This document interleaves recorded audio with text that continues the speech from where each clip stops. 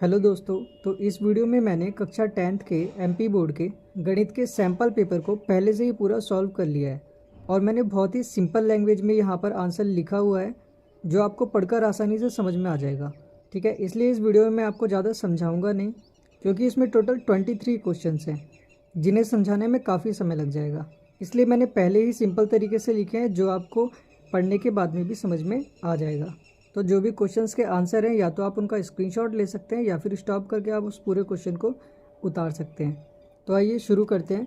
1 से लेकर 5 तक के जो क्वेश्चन है वो बहुत ही छोटे छोटे क्वेश्चन है, इसलिए मैं आपको यहीं पर बता दूंगा उसका आंसर क्या होगा। और 6 से लेकर जो 23 तक क्वेश्चन है वो मैंने पहले से ही सॉल्व करके रख लिए हैं। ठीक है, तो पहले क्वेश्चन में यहाँ पर टोटल 6 पार्ट दिए हुए हैं। ठीक है, जिसका पहला पार्ट है 26 और 91 का एचसीएफ होगा। जब आप इनका एचसीएफ निकालेंगे तो इसका आंसर 13 आएगा। ठीक है, और दूसरा क्वेश्चन दिया है रेखिक बहुपद ax प्लस बी का शून्यक होगा। शून्यक का मतलब क्या होता है, जो भी हमें समीकरण दिया हो उसको 0 के बराबर कर दो और जो x का मान आएगा वो उसका शून्यक होगा। ठीक है, तो इसका जो आंसर आएगा वो आएगा माइनस का b बट्टा a। चाहे तो आप इसके बराबर में 0 रख के x का मान निकालेंगे तो आपको यही मिलेगा। अब एक हमें कंडीशन दी है यहाँ पर, जब a1 upon a2 equals to b1 upon b2 is not equals to c1 upon c2 हो तो रेखिक समीकरण युग्म ऐसी इस तरह की जो दो समीकरण हैं उनका अगर हम हल करेंगे तो वो क्या होगा। ठीक है, तो उसका कोई हल नहीं होगा। अगर इक्वल्स टू में यहाँ पर ये दोनों आपस में बराबर नहीं होते हैं और ये दोनों आपस में बराबर होते हैं तो ऐसी कंडीशन में इसका कोई हल नहीं होता। ये आपकी बुक में भी दिया हुआ है, वहाँ तीनों कंडीशन है। ठीक है, वहाँ पर भी आप देख सकते हैं। और चौथे क्वेश्चन में हमें दिया है एक एपी, इसका सार्वंतर पूछा गया। सार्वंतर का मतलब होता है दूसरे वाले टर्म में से पहले वाले टर्म को अगर माइनस कर दें जो उनके बीच का गैप होता है वो उसका सार्वंतर होता है, मतलब समान अंतर। तो यहाँ दूसरा टर्म है 7 और पहला है 2, तो 7 में से 2 को माइनस करेंगे तो कितना आएगा 5। ऐसे ही 12 में से 7 को माइनस करेंगे तो 5। इसका आंसर होगा वो ए, ये वाला 5 होगा। अब पांचवा क्वेश्चन दिया है, यदि एक बिंदु P से ओ केंद्र वाले किसी वृत्त पर PA तथा PB स्पर्श रेखाएं परस्पर 80 डिग्री के कोण पर झुकी हो तो POA बराबर है। तो यहाँ पे मैं आपको इसको थोड़ा सा समझा देता हूँ। मान लीजिए ये कोई वृत्त है, ठीक है, इसका केंद्र है O और यहाँ पर कोई बिंदु है P। इस पर दो स्पर्श रेखाएं खींची जाती हैं इस बिंदु से, ये है A और ये स्पर्श रेखा है B बिंदु पे। ठीक है, तो ये दोनों यहाँ पर हम टच कर देते हैं और यहाँ पे एक लाइन खींच देते हैं। तो इन्होंने जो पूछा है वो क्या पूछा है, POA। POA मतलब ये वाला कोण कितना होगा। तो ये वाला कोण क्या है, ये वाला कोण और ये वाला कोण बराबर होगा। ये हो गया हमारे पास चतुर्भुज, क्योंकि यहाँ पर 4 कोण बनेंगे। ठीक है, 1 2 3 4 और इसकी 4 भुजाएं हैं पूरे की। तो ये जो हमारा कोण होता है ये 90 डिग्री का होता है, ये भी 90 डिग्री का होता है और ये वाला कोण हमें पूरा पहले से दिया है 80 डिग्री का। तो 90 प्लस 90 प्लस 80 कितना हो जाएगा 260 डिग्री। ठीक है, और जो चतुर्भुज होता है वो उसकी चारों जो कोण होते हैं उसका योग जो होता है वो 360 होता है, तो माइनस 360। ठीक है, 360 में से हम 260 को माइनस कर देंगे तो ये आ जाएगा 100 डिग्री। इसका मतलब ये पूरा का पूरा 100 डिग्री होगा, लेकिन हमसे कितना पूछा गया, आधा। तो हम इस 100 का आधा कर देंगे तो कितना आ जाएगा 50 डिग्री। अब इसमें छठा क्वेश्चन दिया है, दो समरूप त्रिभुजों की भुजाएं 4:9 के अनुपात में हैं। इन त्रिभुजों के क्षेत्रफलों का अनुपात है। तो जो समरूप त्रिभुज होते हैं, जो उनकी भुजाओं का अनुपात होता है, अगर इनका ही अगर वर्ग कर दिया जाए तो इनके क्षेत्रफलों का अनुपात निकल जाता है। ठीक है, तो अगर हम इनका वर्ग करेंगे 4 चौक 16 और 9 निम 81, तो इसमें से कौन सा है ये, चौथा वाला। अब यही क्वेश्चन यहाँ पर टोटल इंग्लिश में दिए हुए हैं। ठीक है, तो हम इसके आगे का क्वेश्चन देखते हैं। अब ये अगला पेज है, अगले पेज में ये हमें इंग्लिश में दिए हुए हैं वही क्वेश्चन जो हमने अभी पीछे किए थे। तो यहाँ पे लिखा है सभी, ठीक है, इसमें बीच में आएगा समबाहु त्रिभुज। त्रिभुज समरूप होते हैं, जितने भी समबाहु त्रिभुज होते हैं वो समरूप होते हैं। दूसरा क्वेश्चन दिया है, किसी बिंदु की y अक्ष से दूरी, किसी बिंदु की y अक्ष से दूरी क्या कहलाएगी, वो x निर्देशांक कहलाती है। अब तीसरा क्वेश्चन है, यदि मीनार की ऊंचाई एवं छाया की लंबाई समान हो तो सूर्य का उन्नयन कोण कितना होगा, 45 डिग्री होगा। ठीक है, इसको ऐसे भी समझ सकते हैं हम कि एक मीनार है, ठीक है, और मीनार की जो परछाई है वो बिल्कुल सीधी है, मतलब जितनी लंबाई इस मीनार की है उतनी ही लंबाई इसकी परछाई की भी है। ठीक है, तो सूर्य का जो उन्नयन कोण होगा, मतलब यहाँ नीचे से ऊपर की तरफ जो कोण बन रहा होगा वो कितना होगा, 45 डिग्री का होगा। अब तीसरा क्वेश्चन, ये केंद्रीय प्रवृत्ति के 3 मापकों का संबंध है। बहुलक बराबर 3 माध्यक माइनस 2 माध्य, ये एक सूत्र भी है। ठीक है, अब पांचवा क्वेश्चन है त्रिज्या r वाले वृत्त की परिधि का सूत्र। तो परिधि का सूत्र लिख देंगे, यहाँ पर क्या होता है परिधि का सूत्र 2πr। अब किसी असंभव घटना की प्रायिकता सदैव शून्य होती है, ठीक है। जो घटना कभी होगी ही नहीं उसकी प्रायिकता क्या होगी, शून्य होगी। अब यही क्वेश्चन हमें यहाँ इंग्लिश में दिया है। अब इसका तीसरा क्वेश्चन देखते हैं। अब हमें यहाँ पर सही जोड़े बनाने हैं, ठीक है। तो 1 + cot स्क्वायर थीटा, ये किसका सूत्र होता है, ये होता है कोसेक स्क्वायर थीटा का, ठीक है। तो इसको हम मिला देते हैं कोसेक स्क्वायर थीटा से। अब दूसरा है cos 90 - थीटा, ये होता है साइन थीटा के बराबर, ठीक है। तो यहाँ पे हम इसे मिला देते हैं साइन थीटा से। और टेन थीटा का सूत्र होता है साइन थीटा बट्टा कॉस थीटा, तो इसको हम यहाँ लास्ट में मिला देते हैं। अब चौथे नंबर पे दिया है द्विघात समीकरण का विविक्त कर, ये क्या होता है, ये होता है b² - 4ac, ठीक है। तो इसको हम यहाँ मिला देते हैं। अब द्विघात समीकरण का मानक रूप कौन सा होता है, ये पहला वाला, तो इसको हम यहाँ मिला देते हैं। अब इसका लास्ट है द्विघात समीकरण के मूल वास्तविक नहीं।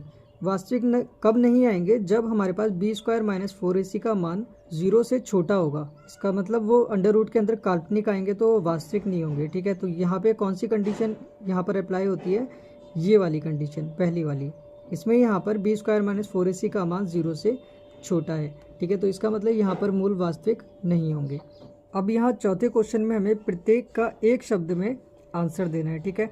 तो पहला क्वेश्चन दिया है किसी एपी के प्रथम n पदों का योगफल का सूत्र लिखिए।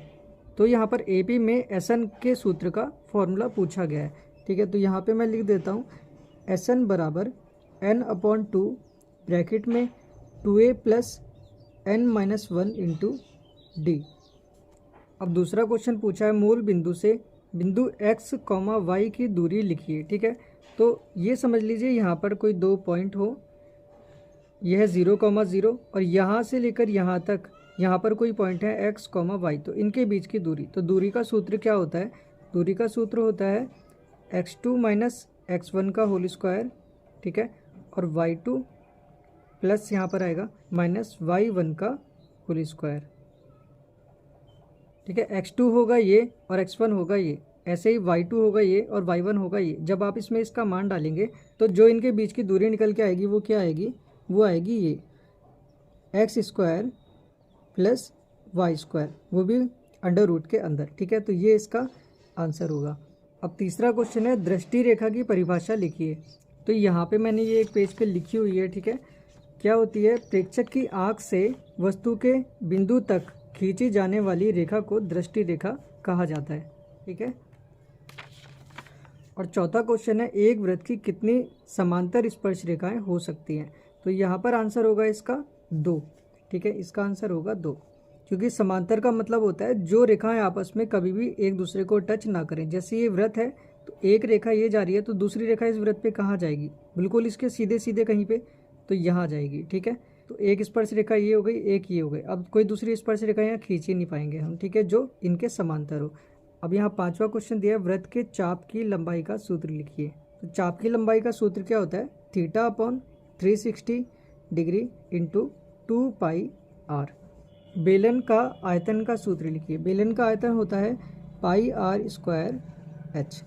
अब यही क्वेश्चन यहाँ इंग्लिश में दिया है। अब इसका पांचवा क्वेश्चन देखते हैं। अब पांचवें क्वेश्चन में हमें सत्य और असत्य बताना है। यहाँ पहला क्वेश्चन है √3 एक परिमेय संख्या है। तो रूट के अंदर कोई ऐसी संख्या जो रूट से बाहर ना निकल पाए, ठीक है। जैसे 3 है, 3 रूट से बाहर नहीं आ पाएगा, ठीक है। इसका जो भी आंसर है वो कंटिन्यू क्या होता है, चलता रहता है। तो ये एक परिमेय संख्या नहीं है, ये एक अपरिमेय संख्या है। तो ये क्या हो जाएगा, असत्य। अब दूसरा क्वेश्चन दिया है 2, 4, 6, 8 समांतर श्रेणी है। तो हम क्या करेंगे, इसमें इनके बीच का गैप चेक करेंगे। अगर इनका सार्वंतर समान हुआ तो ये एक समांतर श्रेणी होगी। तो 4 में से 2 माइनस करेंगे तो 2 आएगा। ऐसे ही 6 में से 4 माइनस करेंगे तो भी 2 आएगा। 8 में से 6 माइनस करेंगे तो भी 2 आएगा। इसका मतलब ये एक समांतर श्रेणी है। तो इसका आंसर होगा सत्य। समकोण त्रिभुज में कर्ण सबसे बड़ी भुजा होती है, तो ये भी सत्य होगा। अब चौथा क्वेश्चन है बिंदुओं -4,6 एवं 4,-6 के मध्य बिंदु के निर्देशांक 0,0 हैं। तो देखो इनके मध्य बिंदु का सूत्र क्या होता है, मध्य बिंदु का सूत्र होता है x बराबर x1 + x2 बटा 2, मतलब -4 + 4 बटा 2। तो -4 + 4 बटा 2। ऐसे ही y का क्या होगा, ये 6 + -6, ठीक है, 6 प्लस माइनस तो माइनस ही हो जाएगा, तो 6 माइनस 6 बट्टा 2, तो ये भी हमारा 0 हो जाएगा। -4 + 4 कितना 0, तो 0 बट्टा 2 0 ही रहेगा। ये भी 0 हो जाएगा, तो निर्देशांक क्या होगा 0,0, तो ये भी सत्य है। अब बेलन का वक्र पृष्ठ 2πRh होता है, तो ये सूत्र है, ठीक है, तो ये भी सही है। तो किसी घटना की प्रायिकता ऋणात्मक भी हो सकती है, तो यहाँ हम लिखेंगे नहीं, क्योंकि प्रायिकता कभी भी ऋणात्मक नहीं होती है। अब ये जो 6 से यहाँ पर क्वेश्चन दिए हैं, ये मैंने अलग से एक कॉपी में सॉल्व किए हुए हैं। तो पहला क्वेश्चन है, अभाज्य गुणनखंड विधि द्वारा 8, 9 और 25 का एचसीएफ ज्ञात कीजिए। तो यहाँ पर क्या करना है आपको, 8, 9 और 25 का एलसीएम निकाल लेना है। एलसीएम निकालने के बाद में जो इनके ये गुणनखंड आएंगे उसमें ये चेक करना है कि कौन सा नंबर ऐसा है जो तीनों में आता है। तो एक यहाँ भी आता है, यहाँ भी आता है, यहाँ भी आता है, तो इसका जो एचसीएफ होगा वो कितना होगा, 1 हो जाएगा। और इसके अथवा में एक क्वेश्चन और दिया हुआ है यहाँ पर, अथवा में कि एचसीएफ 306 और 657 बराबर 9 दिया है, तो एलसीएम इसका ज्ञात कीजिए, ठीक है। तो यहाँ पे एक सूत्र होता है, एलसीएम गुणा एचसीएफ बराबर दोनों संख्याओं का गुणनफल। जब आप इसमें वैल्यू डालेंगे तो आंसर जो एलसीएम आएगा वो कितना आ जाएगा, 2, 2, 3, 3, 8, ठीक है। ऐसे ही अब 7वां क्वेश्चन देखो, यहाँ क्या दिया है, जांच कीजिए कि क्या किसी प्राकृतिक संख्या n के लिए संख्या 6 की पावर n अंक 0 पर समाप्त हो सकती है, ठीक है। और इसका अगला भी देख ही लेते हैं साथ साथ, कि व्याख्या कीजिए कि 7 गुणा 11 गुणा 13 प्लस 13 और ये वाला पूरा नंबर भाज्य संख्याएं हैं। तो आइए दोनों क्वेश्चन देखते हैं। तो यहाँ पे जो क्वेश्चन था वो 6 की पावर n अंक 0 पर समाप्त हो सकती है, ठीक है। जहाँ इन्होंने बोला कि n एक प्राकृतिक संख्या है। प्राकृतिक संख्याएं कौन सी होती हैं, जो 1 से शुरू होती हैं, जैसे 1, 2, 3, 4, 5, 6। अब 6 की पावर n में, ठीक है, n की जगह पे आप 1 रखेंगे, 2 रखेंगे, 3 रखेंगे, 4 रखेंगे, आप कुछ भी रख के देखेंगे तो आपको जो भी नंबर मिलेगा उसके लास्ट में हमेशा आपको 6 मिलेगा। और ऐसे नंबर जो 0 पर समाप्त होते हैं उनमें आपको उनके गुणनखंड में 2 और 5 जरूरी मिलता है। तो यहाँ पर वही चीज़ लिखी है, जबकि कोई प्राकृतिक संख्या जो 0 पर समाप्त होती है उसके अभाज्य गुणनखंड 2 गुणा 5 की पावर n के रूप का होता है। और इनके अलावा अगर कोई दूसरे गुणनखंड आपको मिलते हैं जिसकी पावर n हो तो वो कभी भी 0 पर समाप्त नहीं होगा। जैसे 6 है, इसके क्या है 2 गुणा 3, ठीक है, तो इसका मतलब 2 और 5 होना चाहिए था, ठीक है। अब इसके साथ में एक क्वेश्चन और दिया था जो और में था, ठीक है, अथवा में। अब उस वाले क्वेश्चन को देखते हैं, ठीक है। इसमें यहाँ पर ये 2 नंबर दिए थे जिसमें हमसे पूछा था कि क्या ये नंबर जो हमें दिए हैं ये भाज्य संख्या। भाज्य संख्या का मतलब वो आपस में गुणा में आनी चाहिए, ये बीच में प्लस या माइनस नहीं आना चाहिए, ठीक है। तो जब हमने इसको सॉल्व किया तो इसे हमने गुणा के रूप में कन्वर्ट कर दिया, और ऐसे ही जब हमने इसको सॉल्व किया तो इसको भी हमने यहाँ पर गुणा के रूप में बदल दिया। तो यहाँ पे क्या देखो, इन 2 नंबरों के बीच में इन्हें सॉल्व करने के बाद में यहाँ पर प्लस था, अभी ये प्लस हट चुका है, अब यहाँ पे क्या है, इन दोनों के बीच में भी गुणा है, तो हम कह सकते हैं कि यह एक भाज्य संख्या है, ठीक है। अब देखो 8वां क्वेश्चन दिया है, द्विघात बहुपद x² + 7x + 10 के शून्यक ज्ञात कीजिए। तो शून्यक ज्ञात करने के लिए हम क्या करते हैं, ये जो समीकरण हमें दी होती है इसको हम 0 के बराबर कर देते हैं, उसके बाद हम इसे सॉल्व करेंगे तो जो x का मान आएगा वो इसका शून्यक होगा, ठीक है। तो यहाँ पे जो मान आए वो आए -5 और -2। तो यहाँ अथवा में एक क्वेश्चन दिया है हमें इसके कि px का ग्राफ हमें दिया है और px के लिए शून्यकों की संख्या ज्ञात कीजिए।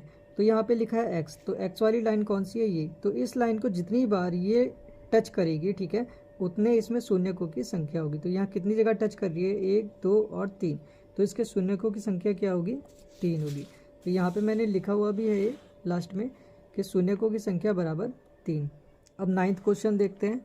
9वां क्वेश्चन दिया है, एक द्विघात बहुपद ज्ञात कीजिए जिसके शून्यकों का योग तथा गुणनफल क्रमशः -3 व 2 है, ठीक है। तो आप इस क्वेश्चन को देख लेना और समझ लेना, ये इसका आंसर है। और जो इसका आंसर आएगा, द्विघात बहुपद जो बनेगी वो होगी x² + 3x + 2। और इसके एक अथवा में क्वेश्चन दिया हुआ है, वो क्वेश्चन क्या दिया है कि द्विघात बहुपद 4u² + 8u के शून्य ज्ञात कीजिए। शून्य कैसे ज्ञात करते हैं, =2 में 0 रख देते हैं और ये जो हमें दिया होता है u, इसका हम मान निकाल लेते हैं। तो इसके जो शून्य हैं वो 0 और -2 आए हैं, ठीक है। अब इसके अथवा में जो क्वेश्चन दिया था वो हमने देख लिया है। अब इसका जो 10वां क्वेश्चन है वो है 5 पेंसिल तथा 7 कलमों का मूल्य 50 रुपये है, जबकि 7 पेंसिल और 5 कलमों का मूल्य 46 रुपये है। इस स्थिति को बीजगणितीय रूप में व्यक्त कीजिए। अब 10वें क्वेश्चन में 5 पेंसिल तथा 7 कलमों का मूल्य 50 रुपये है। तो अगर एक पेंसिल का मूल्य हम यहाँ पर x मान लें और इसकी 5 से गुणा कर दें तो 5 पेंसिल का मूल्य आ जाएगा, ठीक है। इसी तरह से एक कलम का मूल्य अगर y मान लें और उसकी 7 से गुणा कर दें तो 7 कलमों का मूल्य आ जाएगा, ठीक है। वही हमने यहाँ पर किया। 5 पेंसिल का मूल्य कितना हो जाएगा, 5x, और 7 कलमों का मूल्य कितना हो जाएगा, 7y, और इन दोनों का कुल मूल्य कितना है, 50। तो इन दोनों को लास्ट में हम क्या करते हैं, प्लस कर देते हैं, इसी तरह से यहाँ पर ये दूसरी कंडीशन दी हुई है, ठीक है। दूसरी कंडीशन को भी हम क्या करेंगे, 7 पेंसिल और 5 कलमों का मूल्य कितना दिया है, 46 दिया है, तो वो इस तरह से आ जाएगा। अब क्वेश्चन में हमसे कहा था कि इस स्थिति को बीजगणितीय रूप में व्यक्त कीजिए, तो यहाँ पे ये दोनों क्या है, बीजगणितीय रूप है, तो हम लिख देंगे बीजगणितीय रूप ये, ठीक है। तो यही हमारा यहाँ पर आंसर है। अब इसके अथवा में भी एक क्वेश्चन दिया हुआ है कि रेखिक समीकरण युग्म 2x + y - 6 = 0 और 4x - 2y - 4 = 0 का हल संगत है या असंगत। और इस क्वेश्चन में हमें यहाँ पर दो समीकरण दिए हैं और पूछा है कि क्या इसका हल संगत है या असंगत है। तो जिन समीकरणों का कोई हल नहीं होता है वो असंगत होती है, ठीक है। और आपको कुछ इस तरह से इसको सॉल्व करना है। यहाँ पर सबसे पहले हमें a1, b1 और c1 और a2, b2 और c2 का मान निकाल लेना है। उसके बाद हमें ये चेक करना है कि इनका ये अनुपात बराबर आता है या नहीं आता है। अगर ये दोनों आपस में नहीं बराबर आए हैं, इसका मतलब है कि इसका एक अद्वितीय हल होगा, ठीक है। अगर इसका कोई हल होगा तो ये एक संगत प्रवृत्ति का होगा, क्योंकि जिसका कोई हल नहीं होता वो असंगत होता है। इसको जब हमने सॉल्व किया तो ये इस तरह से आया, और इस तरह से जब आता है जब इसका एक हल होता है। और 11वां क्वेश्चन दिया है, द्विघात समीकरण 2x² + kx + 3 = 0 में k का ऐसा मान ज्ञात कीजिए कि उनके दो बराबर मूल हों, ठीक है। तो यहाँ पे k का मान निकालने के लिए हम क्या करेंगे, सबसे पहले इसका विविधकर निकाल लेंगे, ठीक है। और विविधकर 0 कब होता है, जब इसके मूल बराबर होते हैं। और यहाँ हमें दिया है मूल बराबर है, तो d = 0। d क्या है, इसका विविधकर, जो हमने यहाँ पर निकाला b² - 4ac से, तो इसको हम 0 के बराबर लिख देंगे। और जब इसे सॉल्व करेंगे तो k का मान आएगा -2√6 और +2√6, ठीक है। और इसके अथवा में एक क्वेश्चन और दिया हुआ है यहाँ पर कि x + 1 का होल स्क्वायर बराबर 2x - 3 एक द्विघात समीकरण है या नहीं है। तो इसको सॉल्व करेंगे। सॉल्व करने के बाद में अगर x की पावर 2 आती है, ठीक है, हाईएस्ट पावर अगर 2 आती है तो ये एक द्विघात समीकरण होगा। तो यहाँ पे ये हल किया हुआ है, देखते हैं क्या आंसर आया है इसका। यहाँ आया इसका आंसर x² + 4 = 0, ठीक है। तो इसकी जो घात है वो कितनी है, 2 है, तो ये एक द्विघात समीकरण है। और अब 12वां क्वेश्चन दिया है कि ये जो AP है इसका 8वां पद ज्ञात कीजिए। इसका ही दूसरा क्वेश्चन दिया है कि इस AP का कौन सा पद 78 है। तो यहाँ पर हमें इस AP का 8वां पद ज्ञात करना था। A हमें यहाँ दिया हुआ है, ठीक है, D हमने यहाँ पर निकाल लिया, और 8वां पद अर्थात n = 8। तो ये हम यहाँ पर सूत्र में डाल देंगे, n की जगह 8 आ जाएगा। इसका मतलब A8 का मतलब 8वां पद, ठीक है। सॉल्व करने के बाद कितना आ गया, 28, तो इसका 8वां पद 28 होगा। और इसका जो अगला क्वेश्चन दिया था हमें और में, ठीक है, ये AP दी है, इसका कौन सा पद 78 है। मतलब यहाँ हमसे n पूछा गया है, an हमें यहाँ पर दिया हुआ है, ठीक है, ये एक पद है। यह हमें an = 78, a = 3 पहला पद, d कैसे निकलता है, दूसरे वाले पद में से पहले वाले पद को माइनस कर देते हैं, कितना आ गया 5। फिर सूत्र में हम ये मान रख देंगे तो n का मान निकल जाएगा, n का मान आया 16, तो 16वां पद क्या हो गया 78, तो n हमारा यहाँ पर आ गया 16। और 13वां क्वेश्चन दिया है, ABC एक समद्विबाहु त्रिभुज है जिसका कोण C समकोण है, तो सिद्ध कीजिए कि AB का स्क्वायर बराबर 2AC का स्क्वायर। और इसके अथवा में एक क्वेश्चन दिया है कि दो त्रिभुजों की समरूपता की आवश्यक शर्तें लिखिए, ठीक है। तो 13वें क्वेश्चन का आंसर हो जाएगा ये, जहाँ ABC एक समद्विबाहु त्रिभुज दिया है। समद्विबाहु का मतलब जिसकी दो भुजाएं बराबर होती हैं, तो यहाँ मैंने ये लाइन खींच दिया, मतलब दो भुजाएं आपस में बराबर हैं।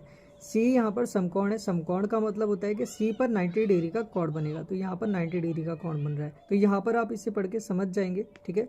अब इसके अथवा में जो क्वेश्चन दिया था वो देखते हैं।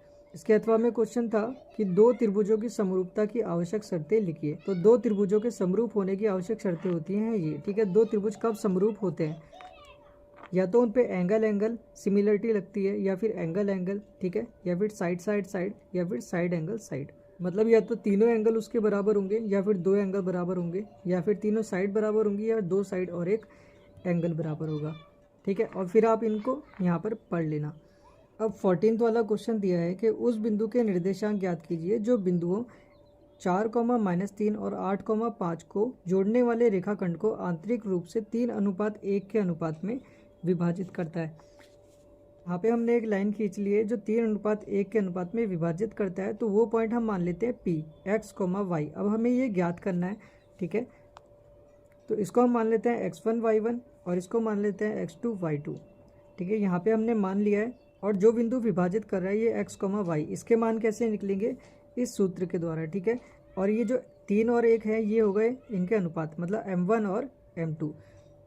तो यहाँ पे हम इस सूत्र में रख देंगे तो हमें ये बीच में जो बिंदु है P, इसके निर्देशांक मिल जाएंगे 7,3। ठीक है, अब इसका अथवा वाला क्वेश्चन देखते हैं। ये क्या दिया है, y का मान ज्ञात कीजिए जिसके लिए बिंदु P, ठीक है, P के निर्देशांक दिए हैं और Q के बीच की दूरी 10 मात्रक है। तो यहाँ पे हम क्या करेंगे, दूरी वाला सूत्र का फॉर्मूला लगा देंगे। तो यहाँ पे ये देख सकते हैं आप, यहाँ पे दूरी के सूत्र का फॉर्मूला लगा हुआ है। ठीक है, x1 y1 हमने इसको मान लिया, x2 y2 इसको मान लिया, और इसका जो मात्रक है वो 10 है, मतलब दूरी का सूत्र d बराबर कितना हो जाएगा, 10 हो जाएगा। तो हम क्या करेंगे, सबसे पहले ये सूत्र लगाएंगे, उसमें मान डालेंगे। यहाँ पे हमने यहाँ तक इसे सॉल्व कर लिया। अब दिया है d बराबर 10, तो हम क्या करेंगे, इस पूरे के बराबर में 10 लिख देंगे, फिर इसे सॉल्व करेंगे और लास्ट में हमारे पास जो सॉल्व करने के बाद आंसर आएगा, ठीक है, ये पूरा सॉल्व करने के बाद जो आंसर आएगा वो कितना आ जाएगा, y बराबर 3 और y बराबर -9। तो y के दोनों मान 3 और 9 मान्य है। ठीक है, अब 15वां क्वेश्चन दिया है, यदि साइन a बराबर 3/4 है तो कॉस a और टेन a का मान ज्ञात कीजिए।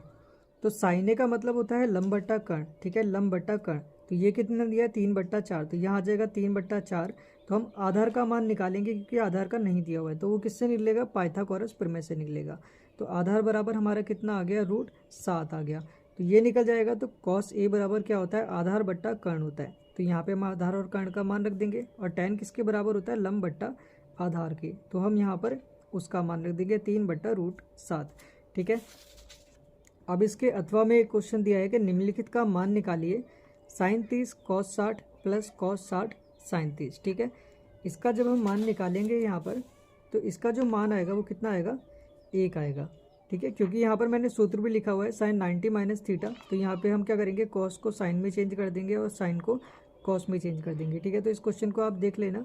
अब इसका अगला क्वेश्चन देखते हैं। अगला क्वेश्चन दिया है 16वां क्वेश्चन, 2 खिलाड़ी संगीता और रेशमा टेनिस का एक मैच खेलते हैं। यह ज्ञात है कि संगीता द्वारा मैच जीतने की प्रायिकता 0.62 है, रेशमा की जीतने की क्या प्रायिकता है।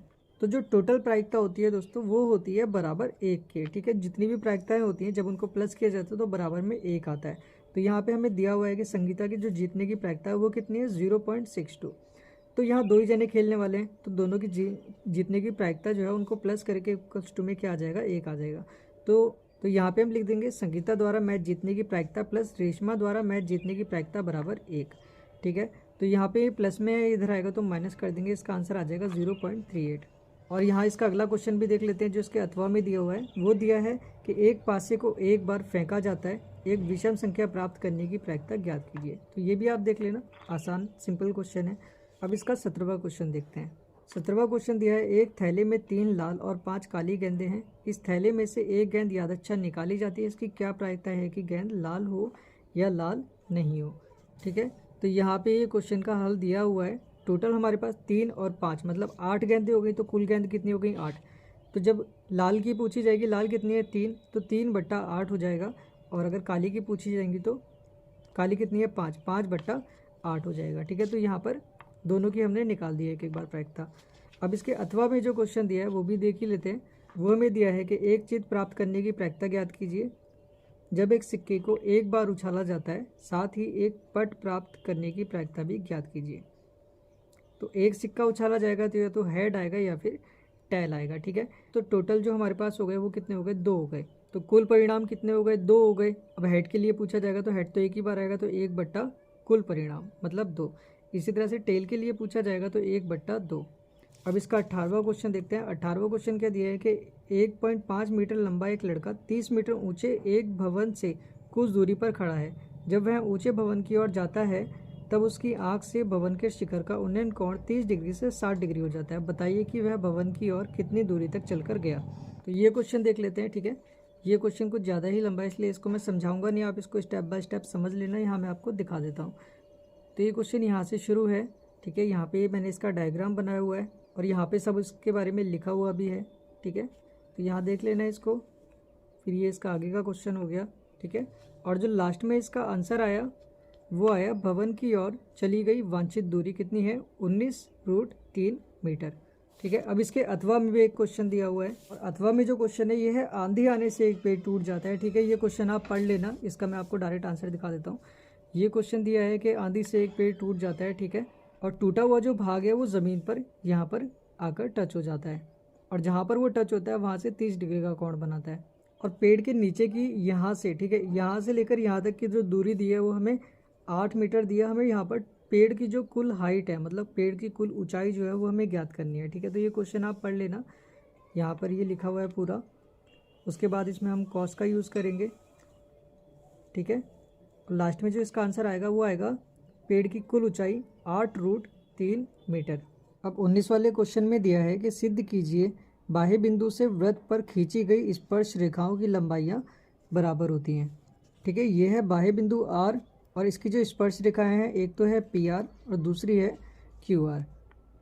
इन दोनों की जो लंबाइयाँ हैं ये आपस में बराबर हैं, ये हमें सिद्ध करना है। ठीक है, तो यहाँ पे हमने सिद्ध कर दिया है कि पी आर बराबर क्यू आर। ठीक है, और ये किस रूल से हुआ है? RHS सर्वाघसंता नियम द्वारा हुआ है। ठीक है, इस चीज़ को आप देख लेना, और यहाँ पर लास्ट में ये लाइन लिख देना कि खींची गई स्पर्श रेखाओं की लंबाइयाँ बराबर हैं। ठीक है, और इसके अथवा में भी एक क्वेश्चन दिया हुआ है, ये मैं यहीं दिखा देता हूँ। इसमें दिया है दो संकेंद्रीय वृत्तों की त्रिज्याएं 5 सेंटीमीटर तथा 3 सेंटीमीटर है। तो बड़े वृत्त की उस जीवा की लंबाई ज्ञात कीजिए जो छोटे वृत्त को स्पर्श करती हो। तो संकेंद्रीय वृत्त कौन से होते हैं? जो एक वृत्त के अंदर ही दूसरा वृत्त हो। जैसे यहाँ पर ये 5 सेंटीमीटर वाला एक वृत्त है, उसके अंदर 3 सेंटीमीटर त्रिज्या वाला ये दूसरा वृत्त है। यहाँ पर हमें बड़े वृत्त की उस जीवा की लंबाई ज्ञात करनी है जो छोटे वृत्त को स्पर्श करती है। ठीक है, जैसे ये पी क्यू, ये बड़े वृत्त की एक जीवा है जो छोटे वाले वृत्त को एम बिंदु पर स्पर्श करती है। तो हमें इस पी क्यू की लंबाई ज्ञात करनी है। ठीक है, तो ये चीज़ आप समझ लेना, यहाँ पे मैंने इसका सॉल्यूशन किया हुआ है, और लास्ट में इसका जो आंसर आया वो है 8 सेंटीमीटर। अब इसका अगला क्वेश्चन दिया है 20 वाला क्वेश्चन। एक घड़ी की मिनट की सुई जिसकी लंबाई 14 सेंटीमीटर है, इस सुई द्वारा 5 मिनट में रचित क्षेत्रफल ज्ञात कीजिए। ठीक है, तो सबसे पहले हम क्या करेंगे, 5 मिनट में, ठीक है, 5 मिनट में सुई कहाँ से कहाँ तक चलेगी? यहाँ से लेकर यहाँ तक चलेगी। तो इसके बीच का सबसे पहले हम कोण निकाल लेंगे। तो ये जो पूरा गोल राउंड होता है ये 360 डिग्री का होता है। ठीक है, और ये टोटल कितने होते हैं? यहाँ पर खाने सब बराबर बराबर होते हैं, और ये होते हैं टोटल पूरे 12। ठीक है, यहाँ पर कितने होते हैं? 12 गैप होते हैं। तो 12 से जब हम इसे डिवाइड करेंगे तो एक जो खाना होगा यहाँ से लेकर यहाँ तक का, के बीच का कोण हमें पता चल जाएगा, कितना आएगा? 30 डिग्री आ जाएगा। तो 5 मिनट में रचित क्षेत्रफल हम कैसे निकालेंगे? θ/360 इंटू पाई आर स्क्वायर से। तो इसका जो आंसर आएगा वो आएगा 154/3 सेंटीमीटर स्क्वायर। ये भी हम लिख सकते हैं, ठीक है, या फिर हम इसे भाग करके लिख सकते हैं 51.3, और यहाँ डॉट डॉट लिखा है क्योंकि ये 3 कंटिन्यू चलता रहेगा। तो इसका आंसर यहाँ तक भी लिख सकते हैं और ये भी लिख सकते हैं। अब इसके अथवा में एक क्वेश्चन दिया है, भुजा 4 सेंटीमीटर वाले एक वृत्त के प्रत्येक कोने से 1 सेंटीमीटर त्रिज्या वाले एक वृत्त का चतुर्थांश काटा गया है तथा बीच में 2 सेंटीमीटर वाले व्यास का एक वृत्त भी काटा गया है। वर्ग के शेष भाग का क्षेत्रफल ज्ञात कीजिए। तो सबसे पहले हम एक चतुर्थांश का क्षेत्रफल ज्ञात कर लेंगे, मतलब इस वाले पार्ट का क्षेत्रफल हम ज्ञात कर लेंगे। फिर कोनों के चारों चतुर्थांशों का क्षेत्रफल, जब एक का निकल जाएगा तो 4 से गुणा करके चारों चतुर्थांशों का क्षेत्रफल ज्ञात कर लेंगे। अब बीच वाले वृत्त का जो व्यास है वो हमें 2 सेंटीमीटर दिया है। ठीक है, व्यास हमें 2 सेंटीमीटर दिया तो त्रिज्या कितनी हो जाएगी? 1 सेंटीमीटर। तो बीच वाले वृत्त का भी क्षेत्रफल हम ज्ञात कर लेंगे, तो ये भी आ जाएगा 22/7। तो अब ये जो पूरा का पूरा वर्ग है, ठीक है, इसका क्षेत्रफल में से, इस पूरे वर्ग के क्षेत्रफल में से ये जो पार्ट हमने काटा है इसको हम माइनस कर देंगे। ये हमने यहाँ पर निकाल ही लिया है, तो यहाँ पे हम लिख देंगे वर्ग का क्षेत्रफल माइनस कोनों के चारों चतुर्थांशों का क्षेत्रफल प्लस बीच के वृत्त का क्षेत्रफल, क्योंकि ये हमने काटे थे। इसमें से ये वाला पार्ट माइनस कर देंगे, तो यहाँ पर हमें वो जो शेष भाग बचा है उसका क्षेत्रफल हमें मिल जाएगा। तो ये हो जाएगा 68/7 सेंटीमीटर स्क्वायर। अब 21 वाला क्वेश्चन दिया है, निम्न समीकरण युग्म को रैखिक समीकरण के रूप में बदलकर हल कीजिए। तो यहाँ पे बहुत से तरीके होते हैं इनको सॉल्व करने के, जैसे विलोपन विधि है, प्रतिस्थापन विधि है। ठीक है, तो यहाँ पे हमने प्रतिस्थापन का प्रयोग किया है। तो यहाँ पे हमने क्या किया, यहाँ इन दोनों को समीकरण मान लिया है, और इसमें से हमने समीकरण 1 को लेके वहाँ से x का मान निकाला, और x के मान को निकालने के बाद में हमने वो समीकरण 2 में x का मान रख दिया, और उसको जब हमने सॉल्व किया तो हमारे पास y का मान -2 आया, और ये जो y का मान आया इसको हमने समीकरण 3 में, ठीक है, ये जो समीकरण 3 निकली थी इसको हमने समीकरण 3 मान लिया था। अब इस समीकरण 3 में हम ये y का मान रख देंगे तो x का मान 1/5 आ जाएगा। अब इसके अथवा में जो क्वेश्चन दिया है वो देखते हैं। ये दिया है हमें 2 अंकों की संख्या के अंकों का योग 9 है, इस संख्या का 9 गुना संख्या के अंकों को पलटने से बनी संख्या का 2 गुना है, वह संख्या ज्ञात कीजिए।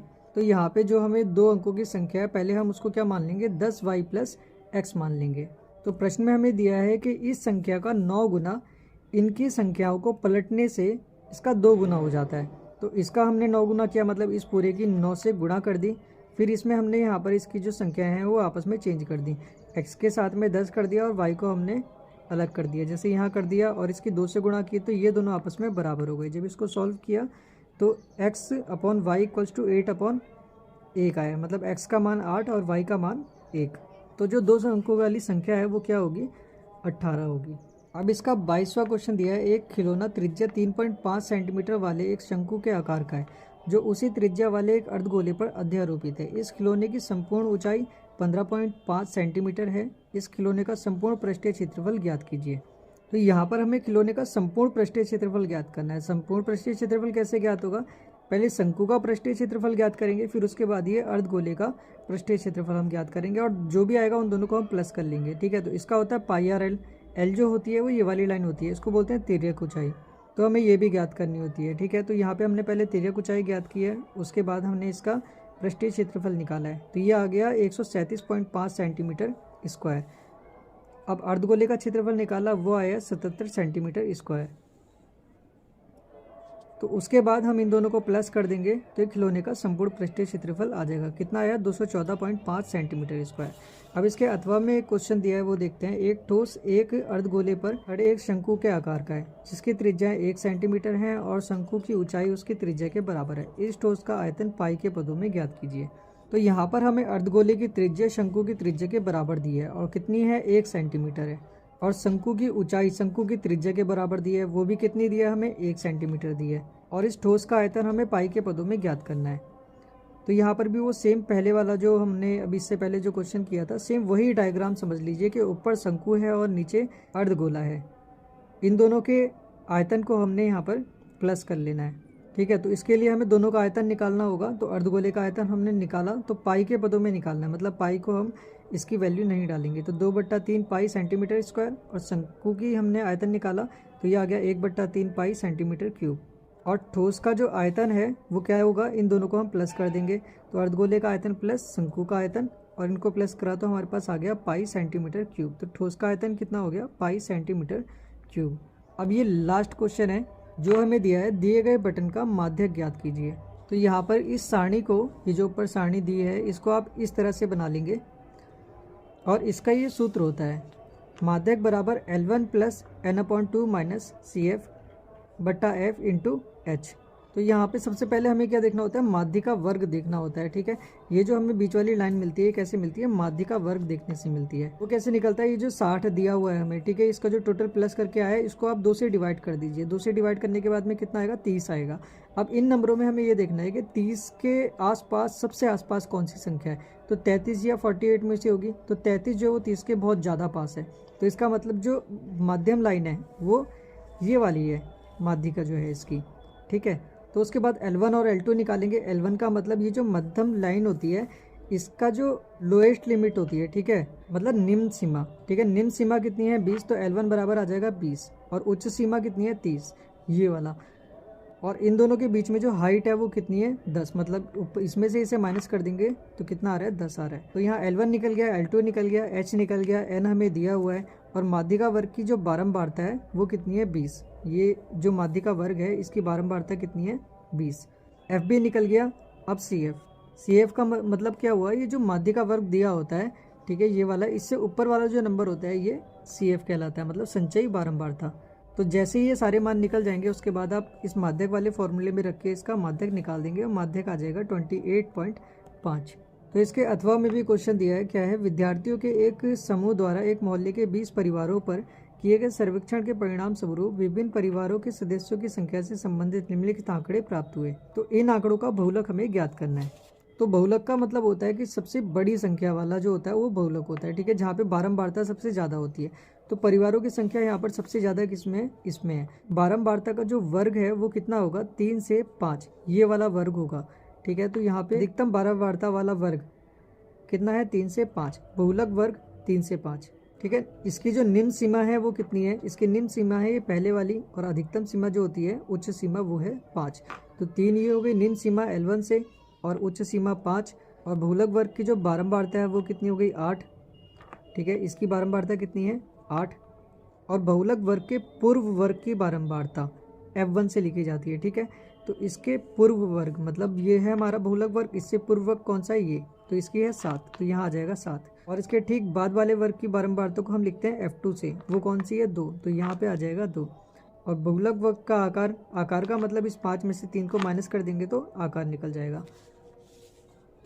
और बहुलक का सूत्र होता है ये, ठीक है। तो यहाँ पे हम ये जितने भी मान हमारे निकले हैं इनको हम निकाल लेंगे, और लास्ट में जो हमारा आंसर है वो कितना आ जाएगा 3.285714, ठीक है। और ऊपर बार मैंने इसलिए लगा दिया क्योंकि यहाँ 2 से लेकर 4 तक वाला जो नंबर है ये नंबर यहाँ बार बार रिपीट होता रहेगा। 4 के बाद फिर आ जाएगा 2 8 5 7 1 4, फिर आ जाएगा 2 8 5, ठीक है। तो यहाँ पे इसलिए यहाँ से लेकर यहाँ तक बार लगा दिया कि ये कंटिन्यू रिपीट हो रहा है। तो इसका जो मेन आंसर है वो है ये, और इसको हम लगभग में लिख सकते हैं 3.3 लगभग, ठीक है। यहाँ क्योंकि यहाँ पे हमें क्या देखना होता है, 5 से बड़ी संख्या होती है तो उससे पहला वाला जो नंबर होता है उसमें एक हम बढ़ा देते हैं। जैसे यहाँ पे क्या है 8 है, 5 से बड़ा है, तो हम इस पूरे नंबर को हटा के 2 की जगह यहाँ पे क्या करेंगे एक नंबर बढ़ा देंगे, तो यहाँ आ जाएगा 3, ठीक है दोस्तों। तो ये पूरा का पूरा क्वेश्चन पेपर यहाँ मैंने सबके आंसर दिखा दिए और थोड़ा थोड़ा बता भी दिया है। ज़्यादा अच्छे से मैं बता नहीं पाया क्योंकि आपको पता है कि वीडियो बहुत ही ज़्यादा लंबी हो जाती है। ये टोटल क्वेश्चन केवल 23 है, लेकिन ये नाम के ही 23 हैं, आपके लिए ये 23 है, लेकिन मेरे लिए इसकी आप 2 से गुणा कर दीजिए क्योंकि हर क्वेश्चन में यहाँ पर 2-2 क्वेश्चन दिए हुए हैं, ठीक है। आप तो केवल एक ही क्वेश्चन करेंगे एग्जाम में, यहाँ मैंने ये अथवा वाला क्वेश्चन भी किया हुआ है। तो जितने भी ये क्वेश्चन है, जो भी आपको क्वेश्चन ना समझ में आया हो, ठीक है, वो आप चाहे तो कहीं से देख लेना कि ये क्वेश्चन सर्च मार के देख लेना, वो आपको उसका सॉल्यूशन मिल जाएगा वीडियो में कहीं पे, या तो आप नीचे कमेंट बॉक्स में लिखकर बोल देना कि जहाँ पे आपको कोई भी चीज़ समझ में ना आ रही हो वो आप पूछ लेना, ठीक है। तो मैं उसका आंसर जो भी होगा वो आपको आंसर वहाँ पर बता दूँगा।